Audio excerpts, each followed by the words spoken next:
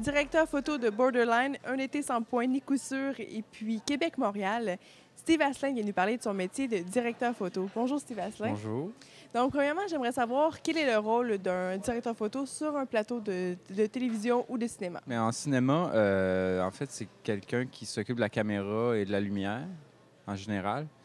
Ça se traduit aussi par mettre en image ce que le réalisateur a comme vision, en fait. En fait, cadrage et d'ambiance de lumière. Est-ce qu'il faut avoir une formation pour faire ce métier-là? Euh, je sais pas. Moi, j'ai pas eu de formation technique précise par rapport à ce métier-là. J'ai appris en le faisant un peu plus. J'ai commencé à faire de la photographie, là. Puis, à un moment donné, ça m'a amené à connaître des gens qui travaillent dans ce milieu-là, qui faisaient des courts-métrages. En fait, qui ne travaillaient pas encore professionnellement dans le milieu, mais qui faisaient beaucoup de courts-métrages. Puis, j'ai comme bifurqué un peu vers la vidéo à cette époque-là, mais avec mon expérience un peu de photographe, entre guillemets. J'étais pas photographe professionnel, là, mais ça m'a amené là.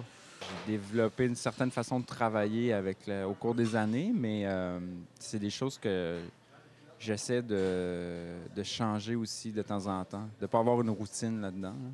Mais c'est sûr qu'il y a toujours une base par réflexe qui s'installe. Mhm.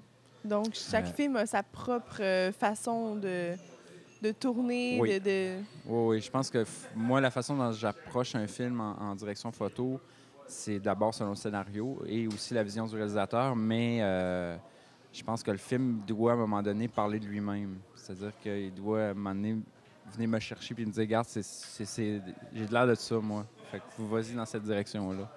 Puis à partir du moment où j'atteins cette réponse-là, en guillemets, ben ça me guide. Puis on dirait que c'est plus mes sentiments qui me guident, en fait.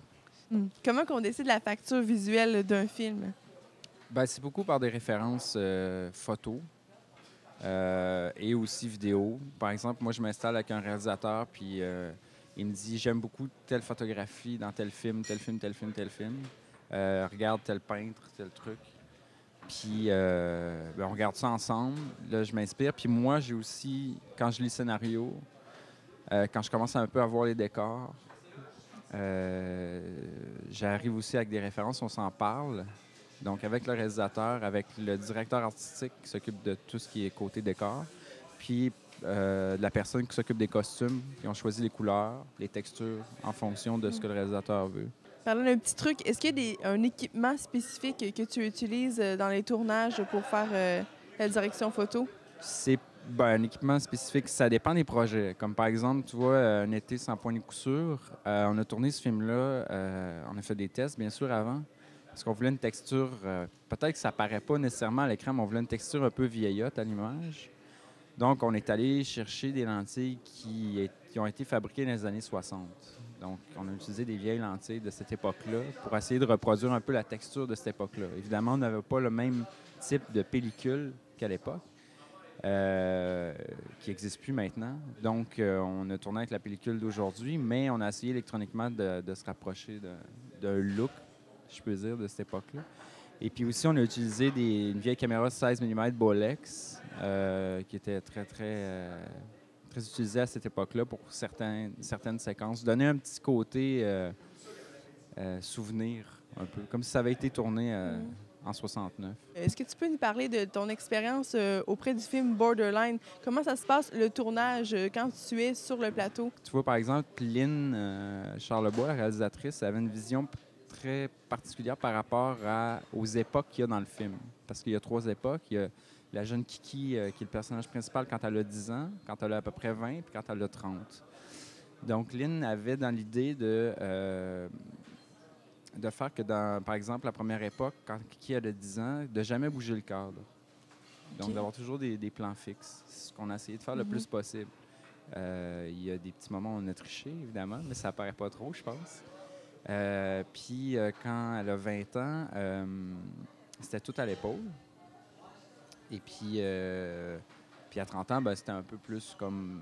On tourne un film plus classique, là, je te dirais, avec des mouvements de caméra sur chariot et tout ça. Puis il y avait des textures aussi particulières à ces époques-là. On a essayé de trouver une texture un peu années 70 quand elle a 10 ans.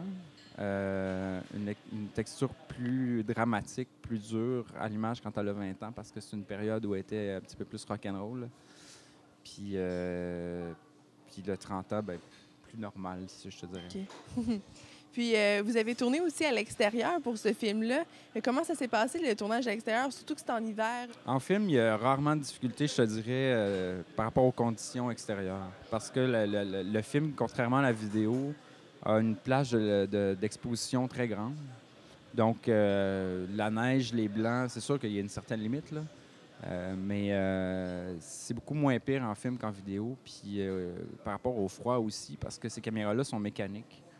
Donc, il y a peu d'électronique dedans, de plus en plus, là, mais il y a une grosse part de mécanique. Donc, les caméras n'ont pas de problème à être à moins 20. Sur mémoire affective, on a testé, on était sur un lac, il faisait moins 42. Puis la caméra fonctionnait très bien. Puis nous, on n'était pas capable de fonctionner. On avait les mains gelées, tout ça. Mais ben c'est ça, non. Par rapport à la neige, moi, j'adore tourner l'hiver, en fait. J'adore ça parce que je trouve que c'est une partie de notre pays, notre culture. Puis on la voit pas assez souvent à l'écran. On voit que tu es vraiment passionné par ton métier. Ben j'aime bien ça, oui, c'est sûr. En fait, c'est comme je te disais avant l'entrevue, c'est pas, j'ai pas l'impression de quand je me lève d'aller travailler. Sébastien, merci beaucoup d'avoir participé à l'émission. Ça fait plaisir. Donc, ce qui suit à l'instant, c'est la création d'un kino dans le cadre du Cabaret Kino au Festival Regard avec Jean-Marc Roy et Philippe-David Gagné.